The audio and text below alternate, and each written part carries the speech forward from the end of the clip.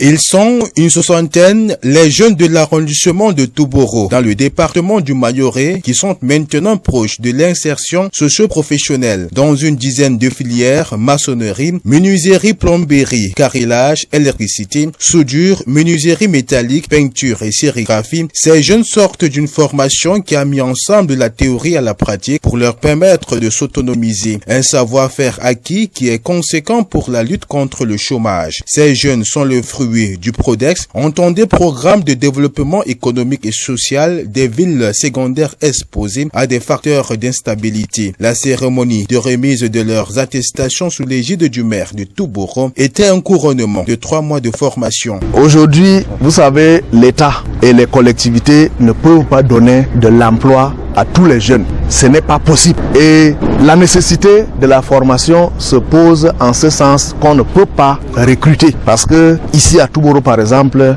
après la Sodecoton, qui a un nombre de jeunes gens qui travaillent là-bas, qui viennent de partout. Après, c'est la mairie.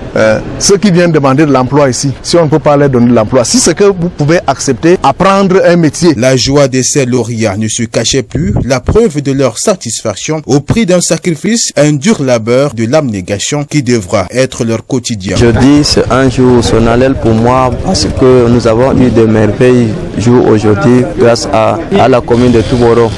Nous avons eu à suivre des formations grâce à la PRODEX et ça nous a fait réussir dans la vie. Ça permet donc le développement et l'évolution de la population de ville de Touboro.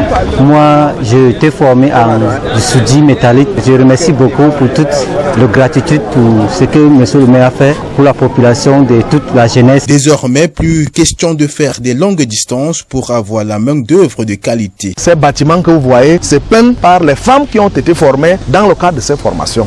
Et les jeunes gens qui fabriquent également les meubles. Et même il y a également des dames qui ont appris la fabrication des meubles. Ceux-là même qui viennent de prendre leurs attestations ne dorment pas sur les lauriers. Ils s'exercent et on leur dit à chaque fois de passer à la mairie. S'il y a des activités, s'il y a des travaux à faire, on les privilégie d'abord. La remise des parchemins aux jeunes de Touboro était l'occasion pour l'autorité municipale de lutter contre l'oisiveté de ces derniers et de les occuper utilement pour leur propre bien et en partant le développement de l'arrondissement. Ceci rentre dans le cahier de charge de ces responsables qui est la lutte contre la pauvreté. Une localité comme Touboro qui prend l'allure d'une ville futuriste a besoin de tous ceux qui connaissent ces petits métiers. Et l'objectif principal, c'est de les occuper, et les permettre de se rendre utiles. Raison pour laquelle nous avons pris l'exemple que ces bâtiments que vous voyez, c'est peint par les femmes qui ont été formées dans le cadre de ces formations. Cette journée était aussi l'occasion pour le maire de Touboro d'installer les nouveaux promus au poste de chef service d'hygiène, de chef de la police municipale et même de remettre une dotation à ces derniers qui sans doute leur permettra d'exercer dans les règles de l'art leur mission régalienne. Les matériels qui nous ont été